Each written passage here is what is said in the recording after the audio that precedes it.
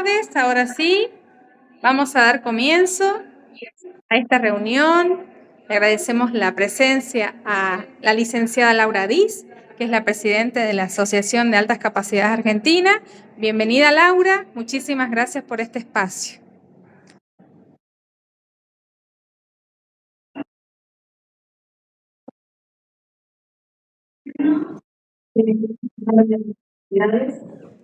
Y la sobre todo, nuestra actitud primero en mi país que incorpore la temática de las altas capacidades en la comisión, ¿sí?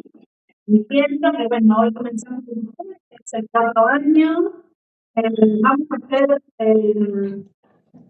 un recorrido desde cero, ¿sí? ¿Por qué? Porque existen muchos mitos en lo que rodea las altas capacidades. Y vamos a ir haciendo un recorrido donde vamos a tener espacios para poder hacer preguntas y para vamos a ir ahondando en los temas que vamos a ir viendo, ¿sí? Hoy vamos a empezar de cero, que son las altas capacidades, ¿sí? Y cualquier consulta, vamos a tener un rato para eso. Igualmente, si hay alguna pregunta que surja después del encuentro de hoy, la podemos tomar en el encuentro que viene, ¿sí? Entonces, va a haber muchas cosas que espero que se queden con ganas de saber y es un tema muy apasionante. Vamos a empezar a ver desde la primera infancia hasta adolescencia, ¿sí? Y si bien no hay estudios a largo plazo para que puedan contar qué pasa con estos pequeñitos detectados en su primera infancia y para ver cómo ha sido su desarrollo, conducta, aprendizaje y socioemocionalidad a lo largo de la vida hasta la adultez, ¿sí? Hoy nos encontramos con un panorama muy amplio de adultos que están siendo detectados o evaluados a partir de su alumno, su pacientito o su hijo con altas capacidades, ¿sí? Entonces, miren qué interesante que es que a partir de ver rasgos y características en niños pequeños, un adulto pueda reconocerse. En las estadísticas, hay más mujeres que hombres que se animan a evaluarse. ¿Qué quiere decir esto? ¿No? Que las mujeres somos las que tenemos quizás mayor empuje, ¿no? Para tomar la decisión de ser evaluadas a partir de lo que estamos observando en hijos, pacientes o alumnos, ¿sí? La mayoría de las personas adultas que tienen sospechas de tener estas capacidades las tienen, ¿sí? Así que bueno, voy a compartir pantalla.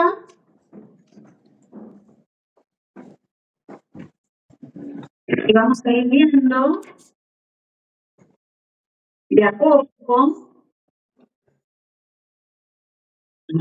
Ahí vamos. Bien. ¿Se ve? ¿Alguien que me diga? Sí. Sí, perfecto, gracias. Bueno, vamos a empezar hoy con generalidades, ¿bien? De las altas capacidades. Bien, cuando hablamos de altas capacidades, tenemos una gran variedad de definiciones a lo largo del mundo, ¿sí? Dependiendo si estamos, hay un micrófono abierto o un turno. Ahí estamos. Dependiendo de países como España, Estados Unidos, México, Brasil, Argentina, Uruguay, ahora Chile, ¿sí? Las características son similares, pero las definiciones no. Hoy les traigo una definición que es la que más estamos usando, y es que las altas capacidades son capacidades excepcionales en una o más áreas del desarrollo o funciones cognitivas. Hago una salvedad. Cuando hablo de capacidades excepcionales, hablo que estas capacidades son una excepción en lo que se espera o en lo que suele verse. No que excepcional de que es maravilloso, ¿sí? Porque todo el tiempo estamos esperando que la persona con sospecha de esta capacidad ya identificada haga fórmulas matemáticas que ocupen todo un pizarrón, por ejemplo, ¿sí? Entonces, este es otro de los mitos. No todas las personas con estas capacidades, lo vamos a ver, tienen una habilidad excepcional en la matemática. ¿Bien? Nos dice que puede ser en una o más áreas del desarrollo o funciones cognitivas, ¿sí? Entonces, estas capacidades son excepcionalmente superiores y por encima de lo que se espera para la edad cronológica de esta persona. Por ejemplo, si yo pienso que una persona tiene una capacidad de sostener la atención a los 2 años, es aproximadamente de 2 minutos cuando le brindo una actividad. ¿Bien? Pero esta persona, este bebé, este niño pequeño, se mantiene en una actividad que le da otro, no que elige por su motivación, ¿sí? Es una actividad que le da otro. Por ejemplo, la seño, ¿bien? Le da una actividad y esta personita se mantiene 40 minutos, ¿sí? Tenemos un caso de niños pequeños de 2 o 3 años que son capaces de ver una película completa. Sabemos que los episodios de dibujitos y en los canales de niños duran muy poquito. ¿Por qué? Porque la capacidad atencional del niño pequeño es reducida. 2 o 3 minutos se levanta, se va, vuelve y busca otro sentido. Entonces, por ejemplo, cuando hablamos de áreas del desarrollo, funciones cognitivas, la atención y la memoria es lo que más nos llama la atención en niños muy pequeños. ¿Bien? Estas capacidades excepcionalmente superiores para lo esperable para la edad no tienen por qué ser observables todo el tiempo. Lo que suele escucharse en las escuelas es, hay muchos mejor que él, hay muchos que terminan más rápido que él o ella, hay muchos que lo hacen mejor, hay muchos que leen mejor. O todavía no lee, o todavía no escribe, ¿sí? Cuando hablamos de una o más áreas del desarrollo, funciones cognitivas, no todas las capacidades excepcionales tienen que ser en áreas académicas. Ahora lo vamos a ver, ¿sí? Pero acá quiero empezar como a derribar mitos, ¿no? No porque lo haga antes tiene que tener alta capacidad, y no porque no lo muestre como docente, quiere decir que no tiene esta capacidad excepcional. Por ejemplo, yo tengo diabetes, por ejemplo, si la tuviera, no tengo que estar mostrando que tengo diabetes todo el tiempo, ¿sí? Es una capacidad que tengo, o una, en este caso, una condición que tengo, o una enfermedad que tengo, yo no la estoy mostrando para que otro me crea que la tengo o no. La tengo, no tengo que estar mostrándolo. Esto suele ser muy desgastante para las personas con altas capacidades, sobre todo para los niños en nivel inicial y nivel primario, porque si no muestran que están entusiasmados, que están motivados, que están con muchas ganas de la hora de matemática, no se los acompaña, no se los ayuda y no se les da oportunidades en matemática, en lengua, en ciencias sociales, naturales, educación física, arte, música, lo que sea. Entonces, no tiene que ser observable todo el tiempo. Las capacidades excepcionales están, ¿bien? No dependen de un CI o IQ. Y acá pongo OMS. Paso a explicarles. El CI es un cociente intelectual. Cociente porque es una cuenta, una ecuación, ¿sí? ¿Entre qué? Entre la capacidad que tiene y la edad de la persona. ¿Se acuerdan que dijimos capacidades excepcionalmente por encima? Entonces, el PI se calcula a partir de qué es lo esperable para esta persona y dónde está su capacidad, su habilidad, su rendimiento. ¿Sí? Se hace una encuesta, va a haber una diferencia X, ¿sí? Y esto nos arrojaba un número.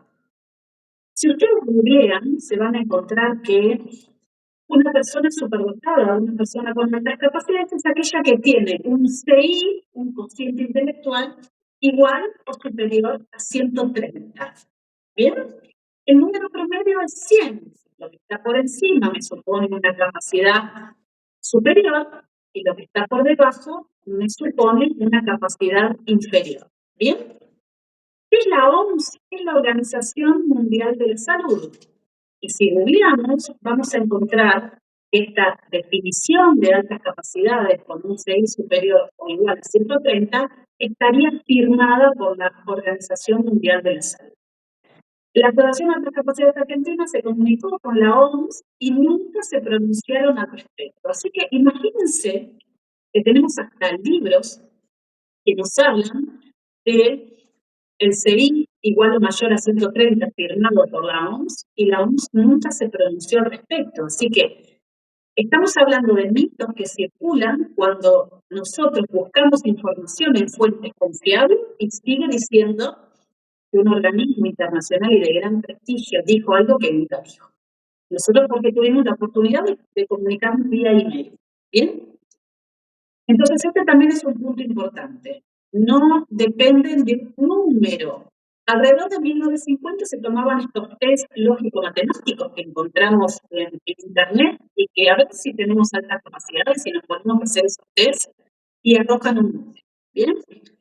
Pero hoy se sabe que como las capacidades excepcionales se pueden dar en cualquier área del desarrollo o función cognitiva, no todas son medibles con un número. ¿Cómo puedo medir la habilidad social, las herramientas emocionales que tiene una persona, ¿no? O su habilidad para el arte, para la música, para la lectura, para escribir poesía? ¿Cómo puedo medirla con un número que no depende de una evaluación o un test que yo le haga? Entonces, pues se sabe que para poder definir la alta capacidad tengo que mirar a la persona de manera integral. ¿Bien? Otra cosa importante es que no desaparece con el tiempo ni se pierde. Nos encontramos generalmente con niños pequeños donde es muy fácil ver estas capacidades excepcionales. A veces las adquieren antes de tiempo, pueden empezar a caminar a los 9 meses, pueden decir su primera palabra a los 4 meses.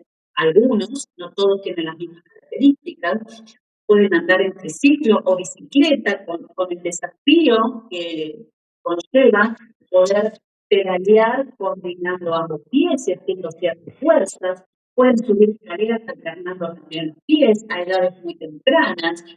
Pueden aprender de memoria pequeños libritos, canciones, conocer ritmo. Fíjense que no estoy hablando casi de nada que tenga que ver con la escuela, ni de leer ni escribir, ¿sí?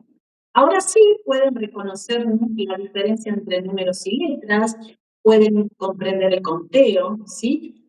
Y se nota mucho más cuando son pequeños. Ahora, si un niño aprende a leer a los 2 años o a los 3 años, quiere decir que tiene conciencia fonológica, ¿verdad? Cuando llega a primer grado de primaria o a segundo, no va a destacar entre el resto, no va a parecer que esta capacidad es excepcional entre el resto. Entonces va a parecer que se nivela, ¿sí? Pero la alta capacidad es una manera distinta de pensar, de aprender y de sentir. Por lo tanto, se va a mantener durante toda la vida.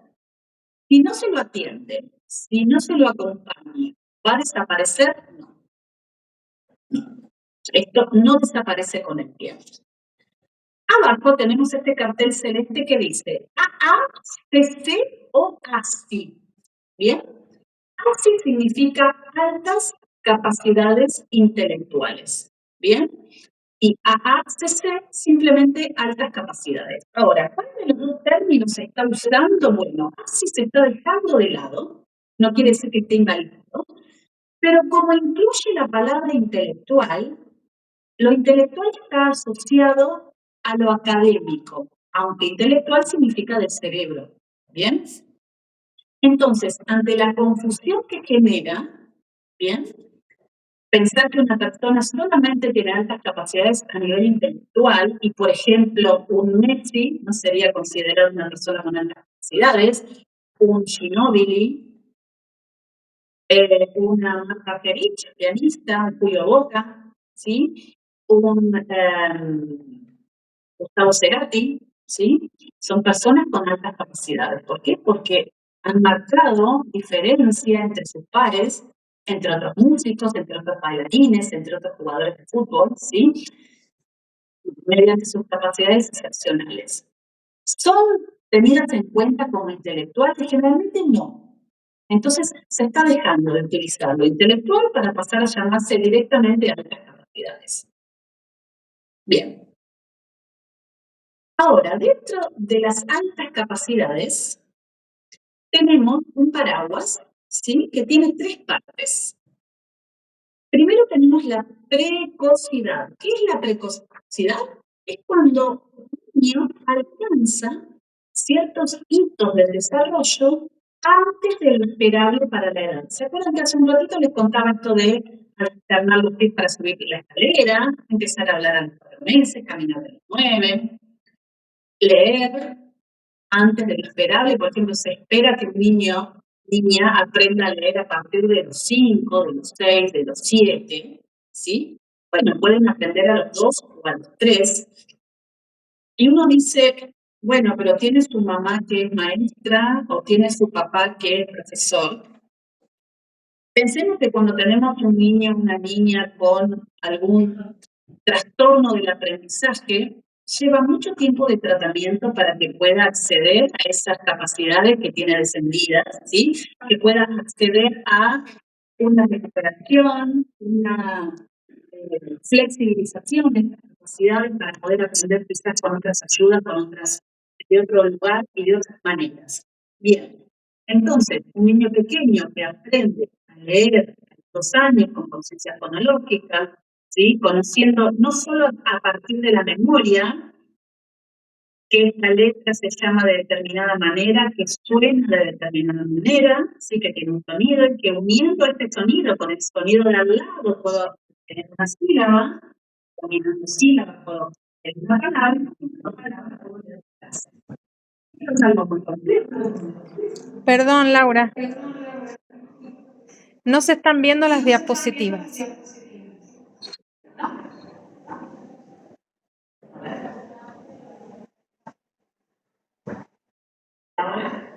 Ahora sí. De este modo, bien. Entonces, la precocidad se da por una capacidad excepcional en la temprana, donde se adquiere el desarrollo de lo que yo espero que suceda con este niño o esta niña. Por eso llaman tanto la atención. Generalmente tienen un amplísimo vocabulario, tienen una gran memoria y hacen cosas donde parecen pequeños adultos. Y acá es donde tenemos que tener cuidado, pero ya lo vamos a ver luego. En el medio tenemos los talentos. El talento se da en una o en varias áreas. ¿Qué quiere decir? Que en una o varias áreas puede tener capacidades excepcionales. Tenemos los talentos simples o los talentos múltiples. Un talento simple tenemos el talento verbal, el talento matemático, el lógico, el motriz, ¿sí? Y tenemos talentos múltiples donde dentro de ese talento hay varias cosas, como podría ser el talento social o el talento creativo. Básicamente, esta persona tiene una alta habilidad en un área específica, ¿sí? Bien.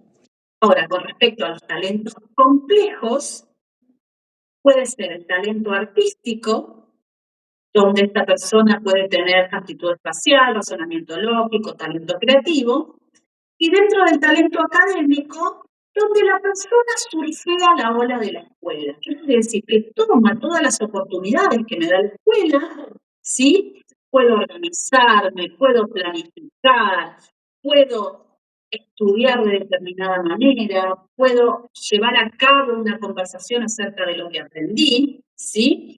Con muy buenas capacidades de la memoria, almacenar y recuperar información, el razonamiento. Entonces, talento le llamamos a cuando es en un área específica. Y fíjense que del otro lado está la palabra superdotación y lo que es super está tachado. ¿Por qué? A medida que va pasando el tiempo, surgen conversaciones alrededor del mundo donde se va prestando atención de qué pasa con la recepción de estas palabras, ¿no? La palabra superdotación tiene una tendencia a ser tomada de forma negativa, ¿no? Porque superdotado parece que el niño, el adolescente o el adulto fuera súper algo, ¿no? Y causa un rechazo. y causa una traba o una barrera para que pueda ser atendido. ¿Bien? Entonces se está dejando de lado la palabra súper y se está tomando la palabra dotado o dotación. Está muy pegadita a, como se habla en inglés, gifted. Tengo un regalo, ¿sí? Tengo un don, tengo un regalo. Es gifted, ¿no? Una dotación. Las personas dotadas son aquellas que tienen capacidades excepcionales en todas las áreas, ¿sí? Y que a su vez relacionan conceptos de un área a la otra. Por ejemplo, pueden usar razonamiento lógico en lengua, pueden usarlo en biología, pueden usarlo en las ciencias, pero acá lo más importante es, esta persona tiene alta habilidad en todas las áreas, pero no por eso tiene que ser bueno en todo. Por ejemplo, Emmanuel Ginóbili, el basquetbolista, es dotado y se dedicó al basquet. Pensemos, ¿quién le va a pedir a Emmanuel Ginóbili que nos haga una fórmula matemática o nos escriba una poesía, ¿no? O nos toque la guitarra, no sé si lo hace, ¿no? Pero lo interesante es que luego la persona tiene la capacidad o la posibilidad de poder elegir donde tiene habilidad es la que quiere desarrollar. Entonces, no porque una persona tiene una evaluación o un diagnóstico de dotado y no es bueno, digamos a nosotros como docentes, no es bueno en todo, ¿sí? Va a dejar de serlo, o sea, no podemos dudar de un diagnóstico que recibimos. ¿Bien? Esto es importante que lo sepamos. Entonces, dentro del paraguas tenemos estas tres definiciones. Acá lo importante es que podamos pensar nosotros en que más allá de que conozcamos al dedillo cada una de las características del precoz, del talentoso, del dotado, tenemos que pensar en que, y ahora lo vamos a ver, tienen algunas características que suelen hacernos mucho ruido cuando los vemos adentro del salón de clases. La idea es que ustedes puedan empezar a ver que estos alumnos de cualquiera de los tres niveles está mostrando algo diferente, ¿sí? A veces la diferencia no siempre es vista de manera positiva dentro del entorno social o escolar, ¿sí? Pero nos está mostrando algo diferente. A ver, vamos a empezar con nivel inicial, ¿sí? Y vamos a ver algunas cosas de las cuales tenemos que prestar atención y que nos pueden hacer un poquito de ruido como profes o docentes del nivel inicial.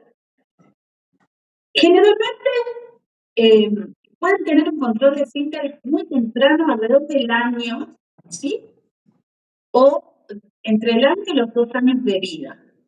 Esto no quiere decir que mamá o papá le sacan el pañal o en el jardín no le permiten usar pañales y tiene que ir sin pañales. El control es una habilidad, ¿sí?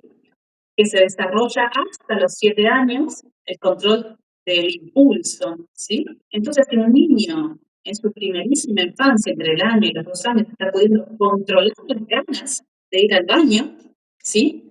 No es esperable que esto suceda. Entonces, cuando vemos un niño pequeño que tiene un control de esfínteres, podemos empezar a tener en el radar esta idea de que este niño tiene una capacidad excepcional. ¿Bien? Suele ser medio raro, pero esto está asociado a un discurso o a un vocabulario bastante rico, ¿sí? Donde el niño puede expresar lo que necesita. Generalmente, cuando hay control de esfínteres es porque también va acompañado de un rico vocabulario. Y pueden arrancarse el pañal, decir que no se lo quieren poner, ¿sí? Como que ya no lo necesitan, y empiezan a expresar esto. Pueden tener acceso a la lectoescritura. Digo acceso porque podemos empezar a ver de salita de uno, ¿sí? Que diferencian entre números y letras, ¿sí? O sea, pueden empezar un conteo, pueden empezar a decir esta letra es la de mi nombre, esta letra es la del nombre de mi mamá, esta letra es la del nombre del compañero. Tenemos otros niños que, por ejemplo, saben en qué perchita cada uno de sus compañeros tiene que colgar su abrigo o su mochila porque pueden leer el nombre. Y como docentes, lo que nos pasa es que decimos, tiene buena memoria. Sí. ¿Por qué? Porque para tener un acceso a la lectoescritura también necesitamos tener una muy buena memoria visual y memoria audio-verbal, ¿sí? Con respecto a la conciencia fonológica.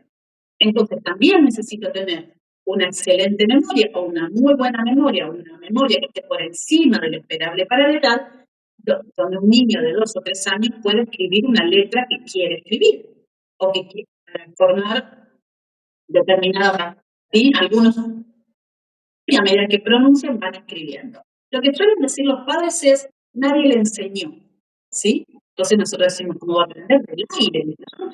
Bueno, en realidad, estos niños preguntan, hay alguien que responde, y con muy poquita información, muy poquita, van como tejiendo, ¿sí? En su cerebro, nuevas hipótesis, ¿bien? Esto parece como muy raro, pero es un cerebro que funciona por otros caminos, funciona distinto. Entonces, también es una neurodivergencia la alta capacidad. ¿Bien? Pero como no está, como no es una discapacidad, no se le suele dar tanta importancia, como si estos niños no necesitaran nada porque no les cuesta aprender. Vamos a ver que puede haber muchos problemas si no son atendidos en estas diferencias. ¿Bien? Pueden llegar a tener una lectura fluida alrededor de los 4 años, ¿sí? Imaginémonos que generalmente en primero de primaria es donde se enseñan las primeras letras y los primeros sonidos en muchas de las escuelas, ¿no? Entonces tenemos niños con una lectura fluida y una escritura a veces no tan fluida porque va a depender de la motricidad de esa manito pequeña. Bien, puede haber una diferencia entre la lectura y la escritura, pero que van a haber esperado 2 años para ser atendidos en esta diferencia. ¿Qué hacemos con un niño que aprendió solito a leer a los 3? ¿Qué hace hasta primer grado? Y en primer grado le van a enseñar lo que ya sabe. Fíjense cuántas alertas se le están disparando, ¿no? Yo puse berrinches y no puse más berrinches, por ejemplo, porque tenemos los dos extremos. Tenemos estos pequeños que muchas veces no hacen berrinches y nunca pasaron por la etapa de berrinches, y los padres dicen, yo le explico y él entiende, o yo le explico y ella entiende, ¿no? Y esto también me llama la atención, ¿por qué? Porque los adultos los empiezan a mirar casi como pares. ¿Por qué? Porque les estoy explicando algo y el niño me entiende, o parece que me entiende, o por lo menos hace lo que le estoy pidiendo como si lo estuviese razonando. Nos cuesta mucho ubicarnos que estamos hablando con un nene de 3 o con una nena de 4, porque estoy hablando de cosas que a veces ni siquiera me doy cuenta, que parece que estuviera hablando con un par. ¿Bien? Entonces, pueden o no hacer berrinches o tener desregularizaciones muy grandes, ¿sí?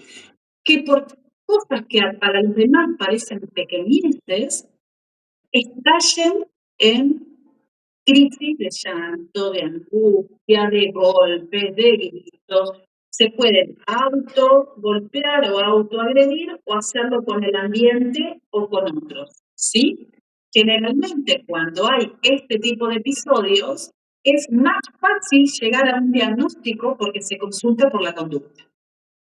Pero si tenemos niñas o niños que no hacen berrinches, que ayudan en el aula, que le hacen caso al seño, que son colaboradores con sus compañeros, que ayudan a abrir las mochilas, a ponerse los abrigos, que son secretarios, esas niñas o esos niños no llegan a un diagnóstico.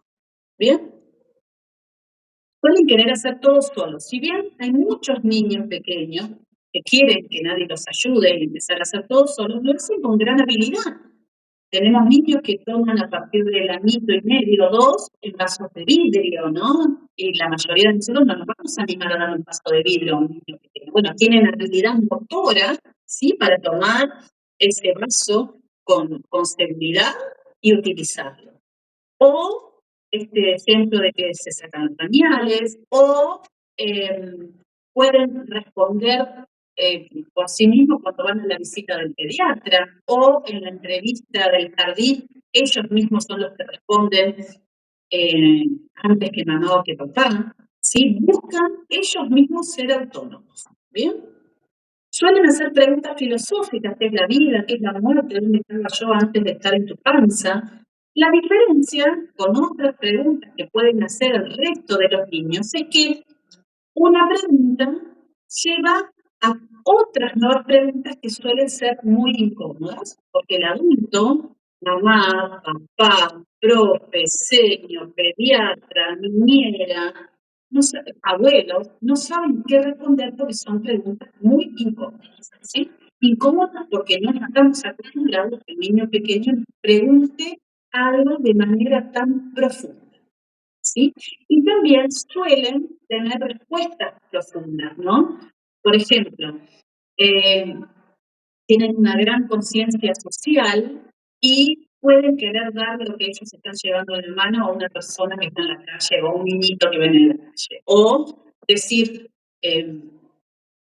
respuestas extremas que suelen asustarnos a los adultos, y esto lo suelen hacer en la escuela, donde sienten que pueden hablar con sus profes y con sus seños. Suelen hacer ciertas expresiones como es mejor morirse, o me quiero morir, o ya no quiero esta vida, o hacen dibujos que llaman mucho la atención, porque pueden ser dibujos no tan avanzados motricmente, aunque en algunos casos sí, pero que pueden mostrar alguna realidad social que les está doliendo, ¿no? Y que puede pasar desapercibida para otras infancias. Entonces, fíjense cuántos datos estamos dando de estas capacidades excepcionales, también de poder percibir una realidad que para otros niños pasa prácticamente desapercibida. ¿Bien? Por eso pueden buscar compañía adulta, porque sienten que los adultos pueden darle más respuestas que estar con otros niños. Tengo un niño de 3 que habla, o niña de 3 que habla con fluidez, y se va a encontrar en su misma sala con otros niños que ni siquiera empezaron a impresionar el lenguaje, o tienen un lenguaje muy básico. Entonces prefieren la compañía adulta, y el adulto generalmente se ve fascinado. Entonces, como madres, como abuelas, como profes, también queremos conversar con estos niños porque nos resultan fascinantes. Ahí es cuando surge la desincronía, donde el niño tampoco sabe muy bien qué lugar ocupa, ¿no? ¿Por qué? Porque es secretario del seño, porque es más despierto, porque sabe leer, ¿sí? Entonces no está ni en el nivel de alumno, ¿sí? Ni en el nivel de seño. Está en un nivel intermedio que no sabe dónde está. ¿Sí? Después vamos a hablar de estrategias, pero me interesa mucho que esto ustedes lo puedan empezar a ver porque van a hacer observaciones, ¿sí? Van a empezar a hacer prácticas. Entonces el niño se ve y se siente diferente, no sabe bien dónde está ubicado, cuál es el rol que ocupa en este pedacito de sociedad que es el cole. En el nivel primario, recuerden todo lo que vimos en el nivel inicial, ¿sí? En el nivel primario empiezan a usar el sarcasmo y la ironía, que suele ser ese chiste inteligente que le digo al otro para tomarle el pelo y que a veces no me entienda. Entonces, utilizan este juego de palabras, el otro por ello no lo entiende, o le pasa desapercibido, y este niño o esta niña aprovechó para decirle algo muy feo, muy hiriente, ¿sí? Porque se enojó, utilizando estas palabras que son poco frecuentes para la edad, ¿sí? Entonces, cuidado con esto, porque a veces cuando tenemos una sospecha de que este niño, por tener algún problema en sus habilidades socioemocionales, podemos sospechar algún rasgo de TEA, el uso del sarcasmo y la ironía no se da en el autismo, ¿sí? Esto para que lo tengamos en cuenta. Con respecto a la preocupación por temas trascendentales, tenemos niños que no comen carne, ¿sí? Por el amor a los animales y por no querer lastimar animales, entonces terminan no comiendo, ¿sí? A veces teniendo problemas alimentarios, ¿sí? Tienen un elevado sentido de la justicia. Ellos se interponen entre el docente y sus compañeros cuando consideran que algo es injusto. Esto puede generar rispideces entre el docente y este niño, pensando que es un maleducado, que nos está faltando respeto por enfrentarnos o por decirnos algo que no es esperable que nos diga un alumno, ¿sí? Entonces acá también tenemos que trabajar nuestro propio ego y nuestro propio rol para no sentir que somos atacados por este niño, ¿sí? O esta niña. También es un enorme honor que un niño se anime a hablarnos así, porque ¿qué quiere decir esto? Que mi profe, mi seño me va a poder escuchar si yo le planteo esto, ¿no? Suelen tener una alta sensibilidad y es esto de las emociones extremas, ¿bien? ¿Qué quiere decir? Que si sienten alegría, se pueden poner eufóricos. Si sienten tristeza, se pueden angustiar. Si sienten miedo por algo, van a sentirse aterrados. Las emociones suelen ser extremas, por eso hay que trabajar mucho en la gestión emocional y en las habilidades sociales dentro del salón. ¿Bien? Por ejemplo, trabajando en grupo. Siempre recomiendo el trabajo en grupo. Pueden tener atención múltiple. La gran mayoría de los chicos con altas capacidades prestan atención a muchas cosas a la vez, ¿no? Como decimos acá en Buenos Aires, quieren estar en la misa y en la procesión. Ellos saben, lo que está hablando mamá por teléfono, están jugando al jueguito y a su vez están cantando en la oración o mirando un video. ¿Bien? Entonces están en todas las cosas a la vez. Esto suele confundirse con que están así, mira, tapando moscas o mirando por la ventana, o pasó caminando alguien y se fue con la mirada perdida. Si le preguntamos de qué estábamos hablando o de qué se trataba lo que escribimos en el pizarrón o lo que leyó un compañero, seguramente van a estar al tanto a pesar de que estaban haciendo otra cosa. Pueden estar dibujando en un costado del cuaderno y aún así estar al tanto de todo lo que pasa alrededor. Puede ser confundido con un déficit atencional o con algún otro trastorno, por ejemplo, del aprendizaje, ¿sí? Si no hay experiencia en la observación de la alta capacidad, ¿sí? Pueden desistir de realizar las tareas o terminarlas muy rápido. A veces no quieren enfrentarse a algo que les supone un reto, ¿sí? ¿Por qué? Porque no están acostumbrados a esforzarse. Por eso es muy importante, y también lo vamos a ver cuando veamos las propuestas de abordaje dentro del aula, que si nosotros no los sacamos de su zona de confort y les damos actividades de todo tipo, no solamente las meramente académicas, ¿sí? Sino les damos actividades que los expongan a esforzarse, cada vez van a esforzarse menos y cada vez van a tener menos capacidad de persistencia y de motivación en la tarea. Suelen resistirse cuando el límite es impuesto. Y esto se escucha mucho en los grupos de padres, ¿no? Los padres dicen, si yo no le explico por qué, no se convence. Y ahí tenemos como un arma de doble filo, ¿no?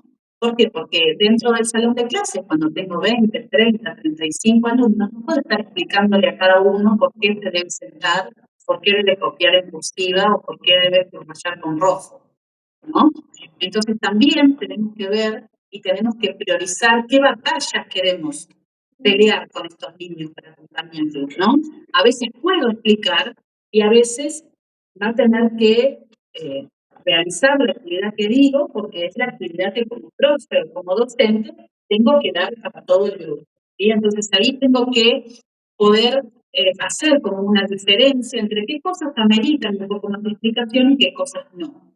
Bien, suelen tener tendencia al liderazgo y entonces los docentes suelen decir, me desequilibra toda la clase, se hace el payaso y todos se ríen, o dice algo y todos lo siguen, o no quiere hacer algo y nadie hace nada, ¿no?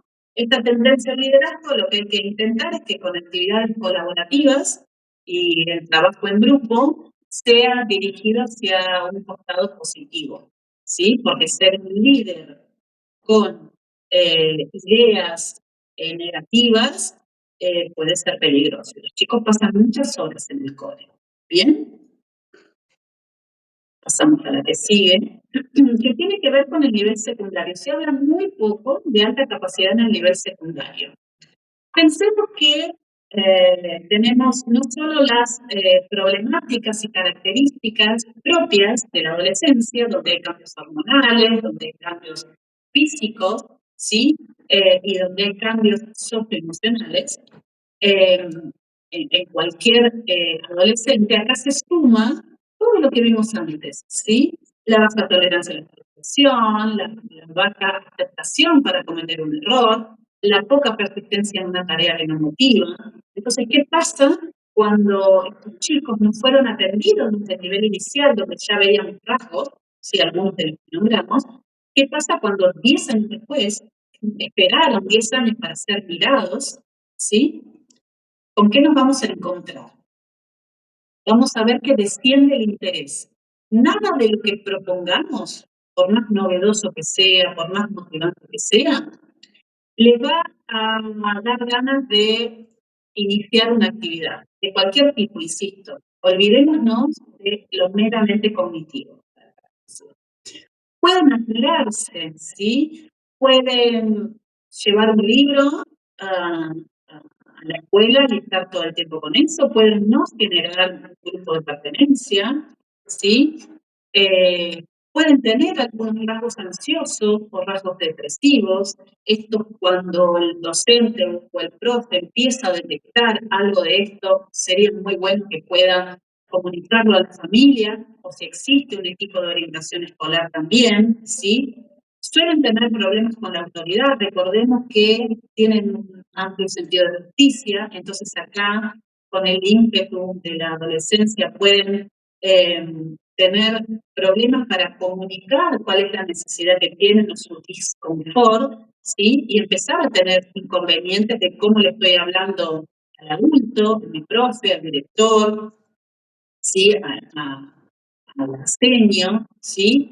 Eh, ¿Cómo me dirijo? ¿Cómo le... Bien, ¿sí? Cuando estos chicos están cansados de esperar ser vistos, ¿no? Recordemos que somos seres sociales y que necesitamos que un otro nos vea para que nos pueda dar existencia. Entonces, no por el hecho mismo de decir, fulano o fulana tiene altas capacidades, sino piensa de determinada manera, que puede ser un pensamiento distinto, puede llegar a los resultados por otros caminos, puede traer al aula situaciones novedosas como cualquier otro chico, ¿sí? No solamente el que tiene la capacidad.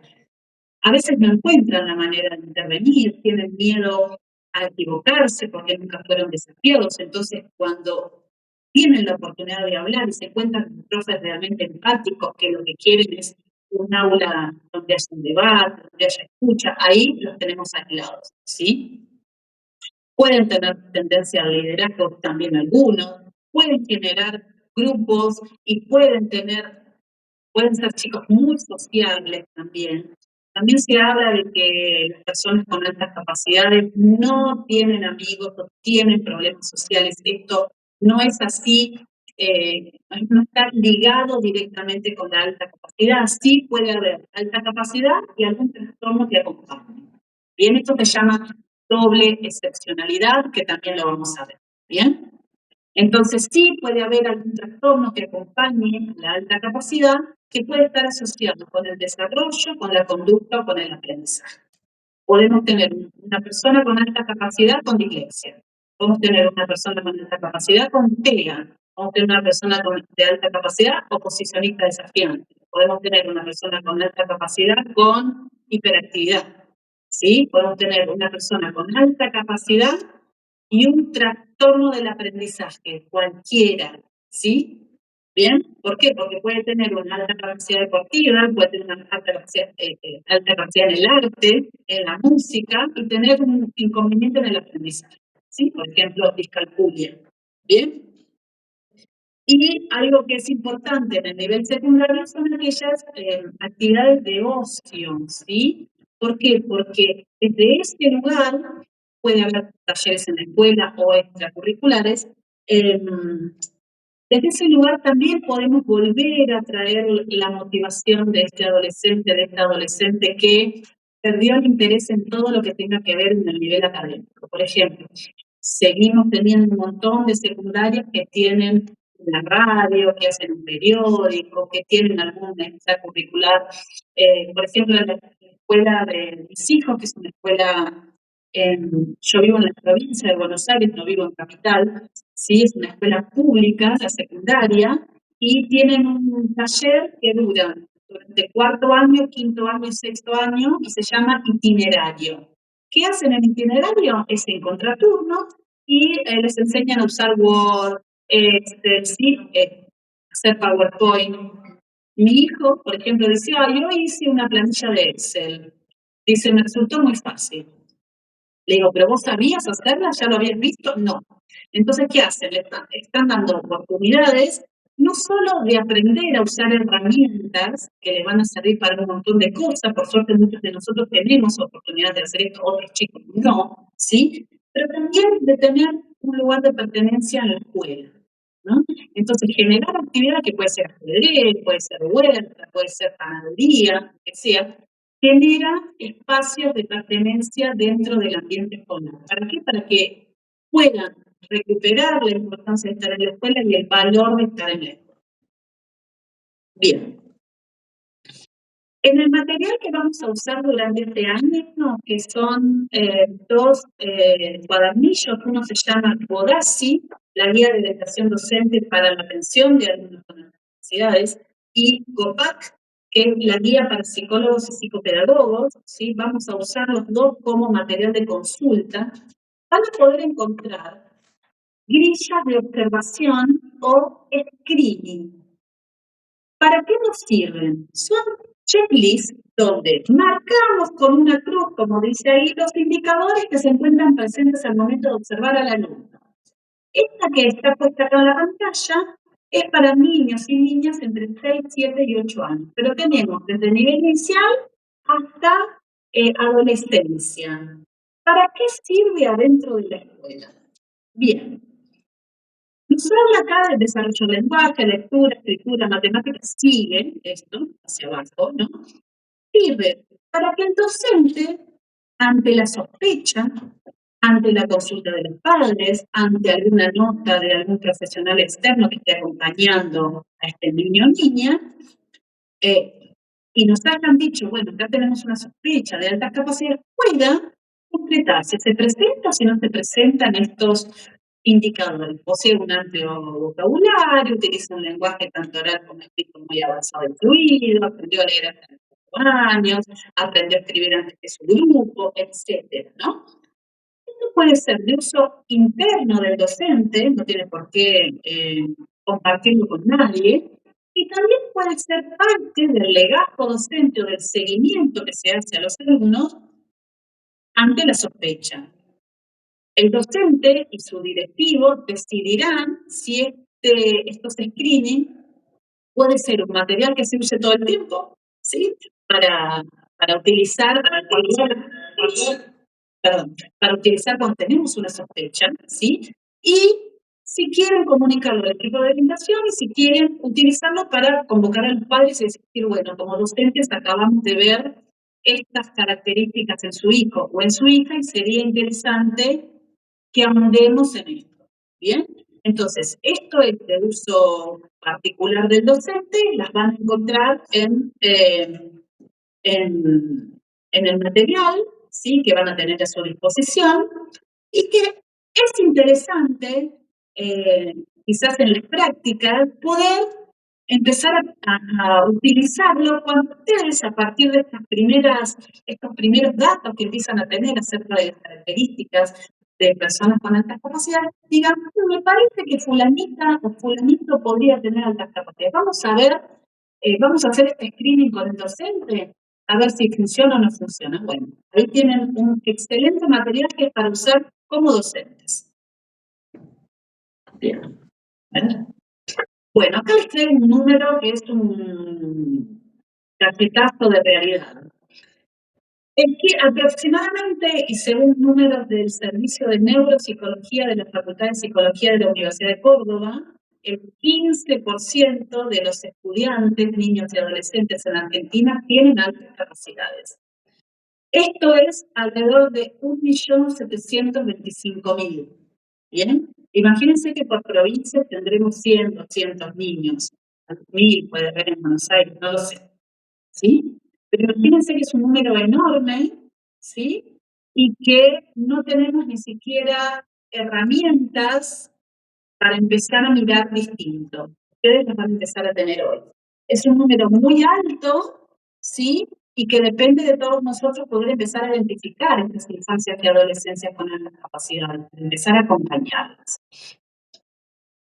Como para ir cerrando, les traigo esto que ya lo vamos a ahondar más adelante, En la Ley de Educación Nacional tenemos el artículo 93 que dice que las autoridades jurisdiccionales crearán programas para la detección, atención temprana y seguimiento de alumnos con capacidades o talentos especiales. Esta ley, este artículo de la ley es para todo el país y se pudo cumplir en Jujuy, ¿sí? Donde hace más de 25 años estaba funcionando el SAE, Jujuy, y se pudo crear en Tucumán. Con este nuevo gobierno, lamentablemente, las dos áreas, que eran las únicas que existían en el país, se cerraron, ¿sí? Y fueron absorbidas por educación especial. Así que no sabemos si seguirá funcionando o no, pero lo importante es que tuvimos dos provincias que respetaron el artículo de la ley. Ahora, el resto de las provincias no lo cumple, pero esto no quiere decir que no haya que detectar en la escuela. Nos dicen entonces que la detección debe ser a partir del docente. No, en ningún lado dicen que deben ser detectados por un profesional externo, psicólogo, por ejemplo. En ningún lado dice eso. Esto también lo tenemos que tener en cuenta. La ley es piramidal. ¿Qué quiere decir que la ley es piramidal? Que tenemos convenciones internacionales, como la Convención de los Derechos del Niño, que nos dice que todos los niños deben tener las mismas oportunidades para aprender y desarrollarse, ¿no? Entonces, si partimos de ahí, los niños con altas capacidades también necesitan tener oportunidades acordes a sus capacidades para poder desarrollarse. Es importante saber que, aunque tenemos el artículo y no se cumpla, tenemos leyes internacionales para que estos niños, niñas y adolescentes sean atendidos, ¿sí? La atención es por ley, ¿sí? No existe un registro en nuestro país de personas con altas capacidades y tampoco hay cobertura en salud. Entonces, ¿qué es lo que pasa? Cuando desde las escuelas los docentes en su mejor predisposición le dicen a las familias, tiene que hacer una evaluación porque pareciera que pasa algo, qué sé yo, estas evaluaciones las tienen que pagar los padres. ¿Por qué? Porque ninguna cobertura de salud evalúa bajo la sospecha diagnóstica de altas capacidades. Por lo tanto, si la familia va con una receta que dice evaluar por altas capacidades, no lo cubre nadie, ¿sí? Se paga de manera particular. Entonces ahí tenemos más trabas para poder detectar este 1.700.000.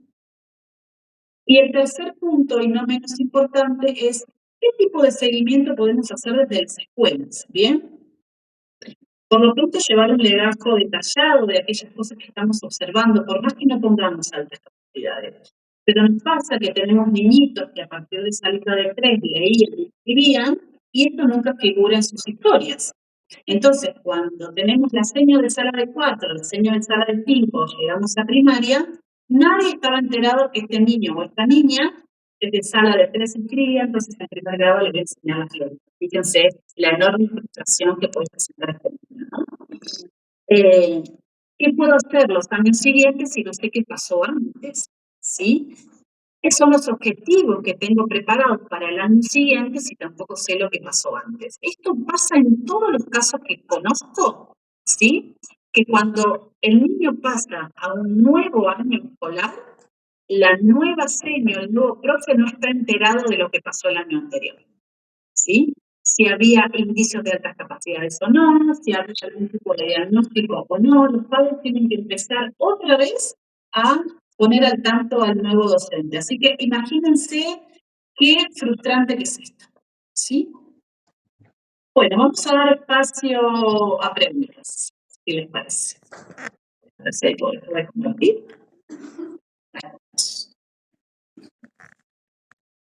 A ver. Vamos, chicos, ¿alguna pregunta?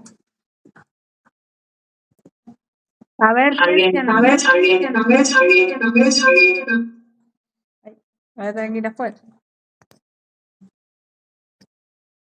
¿Quién se anima a hacer una pregunta? ¿Cómo deberíamos actuar, por ejemplo, si la escuela no nos da el espacio para... Me imagino que, bueno, que hay personas que están desde su computadora personal y pueden hacer una pregunta, y si no, alguien Las grupos alguien que quiera Pasar el volumen a esto. Sí. Acá te quieren hacer una pregunta. Quería saber cómo tenemos que hacer en el caso de que la escuela no nos dé el espacio, no nos dé el lugar para dar un seguimiento a un caso de altas capacidades. En el caso que está detectado, insisto, lo tienen que detectar la escuela, ¿sí? Los pasos que solemos recomendar desde la asociación es dar aviso al docente y dar aviso a una instancia superior que puede ser supervisión o inspección. ¿Por qué? Porque hay que dejar un registro de lo que podemos detectar, ¿sí? Esto, como es por ley, incluso podemos citar la ley, ¿sí? No se necesita un diagnóstico externo, como ya lo vimos. La ley dice que se deben crear programas para la detección, seguimiento y acompañamiento. Aunque estos programas no se creen, ¿sí? Esto dice que lo debe hacer la autoridad jurisdiccional escolar. Por lo tanto, si un docente detecta un screening, por ejemplo, ya podemos empezar a incorporar acciones para acompañar a este alumno mediante una nota de justificación tanto al docente como al directivo de la escuela y a inspección o supervisión. Justo me preguntaron, pero no quería preguntar porque sí, había muchas preguntas.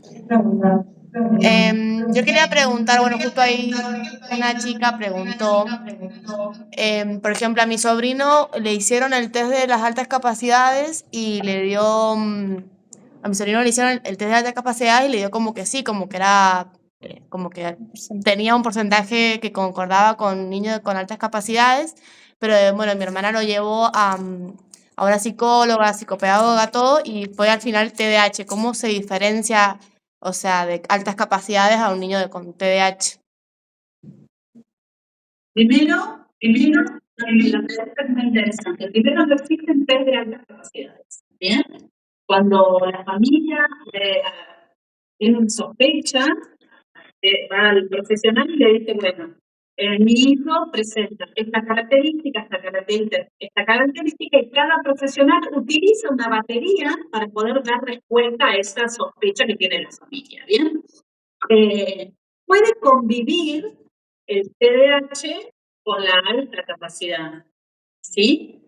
Nosotros lo que tenemos que ver es en qué área este niño tenía una gran sospecha o un porcentaje alto de alta capacidad. Porque, por ejemplo, Di María, este jugador de fútbol de la selección, circula una noticia por las redes de que tenía hiperactividad y su mamá lo mandó a jugar al fútbol, ¿no? Entonces, si tuviera TDAH, déficit de atención con hiperactividad, tranquilamente podría tener una alta capacidad motora, kinestésica, para el uso de su cuerpo, ¿sí? Entonces, él utiliza la alta capacidad deportiva y el TDAH lo sigue teniendo. Puede convivir ambos diagnósticos, ¿sí?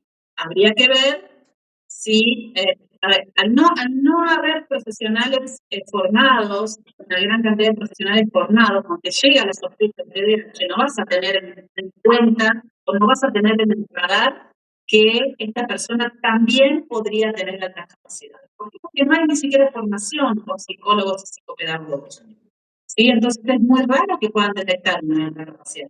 Te van a poner un amplio rendimiento, pero no se va a tener como diagnóstico de alta capacidad. Insisto, podrían convivir los dos diagnósticos, altas capacidades y TDAH. Eso quizás sea lo más probable que tenga este niño. Hola, ¿qué tal? Desde acá queremos consultar cómo se diferencia un niño con altas capacidades con respecto a un niño con TEA en su aspecto con audiológico, debido a que tiene una parte lingüística, tiene un amplio vocabulario. Podemos tener niños con altas capacidades con trastornos fonoaudiológicos también, ¿sí? Entonces, cuando tenemos un niño con TEA, lo que tenemos es comprometido el habla, el lenguaje, la comunicación, el juego, ¿sí? El tipo de dinámica que tiene el juego, ¿sí? Entonces, El uso del sarcasmo y la ironía no existe en el TEA y existe en la alta capacidad, pero sí puede haber trastorno fonoaudiológico también en un niño con altas capacidades. Ahí lo que hay que hacer es una evaluación exhaustiva fonoaudiológica y una evaluación concreta de habilidades, capacidades y socioemocionalidad, ¿sí? Porque generalmente también las habilidades socioemocionales están comprometidas en personas con TEA. Además, te hace preguntas. Una consulta. En caso de detectar o sospecha de un niño con altas capacidades, ¿cómo sería, digamos, el proceso que debemos llevar a cabo al momento de detectarlo? O sea, ¿cómo sería el seguimiento? ¿En la escuela? En la escuela, sí. Bueno, lo vamos a ver más adelante, pero el primer paso es hacer los screening, que es una excelente herramienta que pueden tener los docentes, ¿sí? Luego lo que tenemos que ver es en qué áreas tiene sus fortalezas, sus habilidades, sus capacidades y si tiene áreas descendidas. Y luego, como con cualquier otro niño con diagnóstico, tengo que acompañar esas fortalezas y esas debilidades mediante diferentes dinámicas, que pueden ser un enriquecimiento curricular, una profundización o una ampliación de los contenidos, pero depende el área en la que tenga la alta capacidad, ¿sí? En donde sea detectado por la escuela. En caso de que la escuela necesite saber más acerca de este niño, puede sugerir a la familia una evaluación integral. Pero recordemos siempre que la detección debe hacerla la escuela, ¿sí? Que no tiene como una obligación la familia. Pero una vez detectado, lo que tenemos que hacer es eso, ver cuáles son las fortalezas, las habilidades, las capacidades y si hay áreas que necesitan desarrollarse más.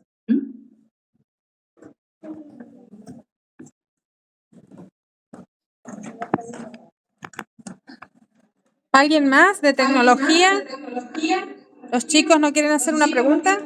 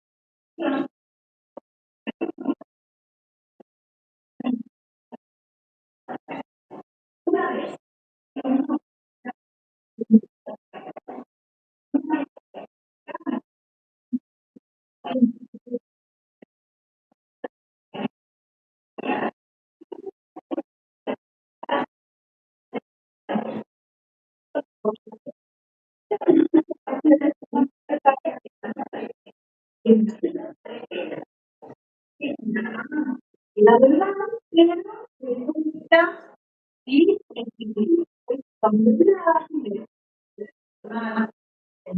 la actividad de una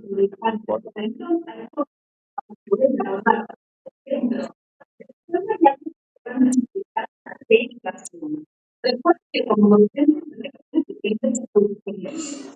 la familia y a partir de la formación de ustedes, ¿qué sería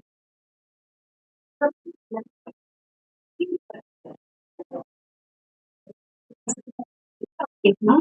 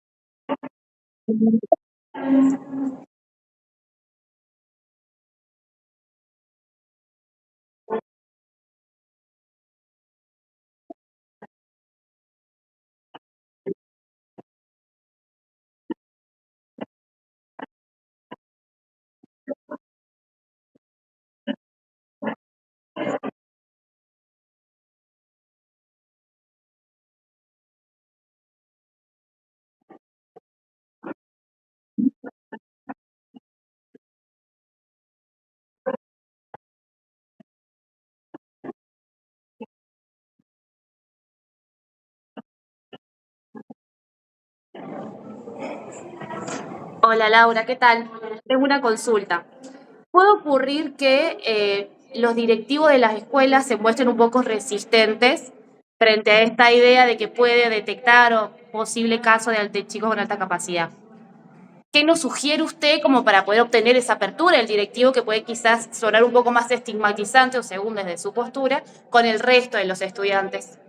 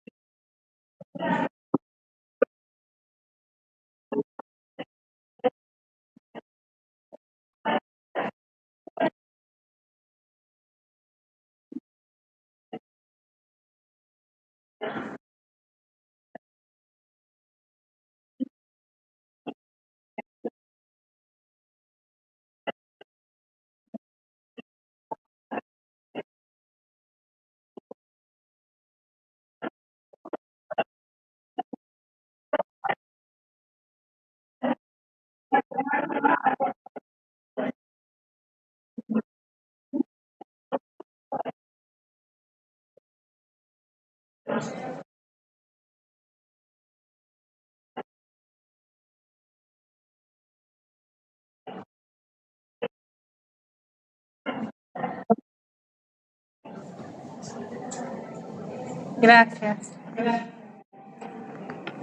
¿Alguna otra pregunta?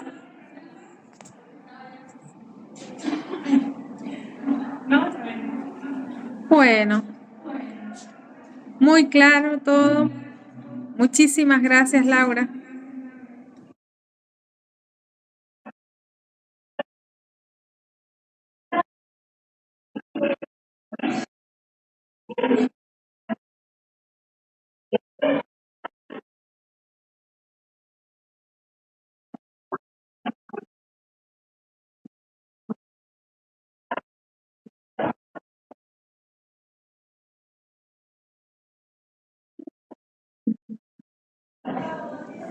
Muchísimas gracias. Muy buenas tardes.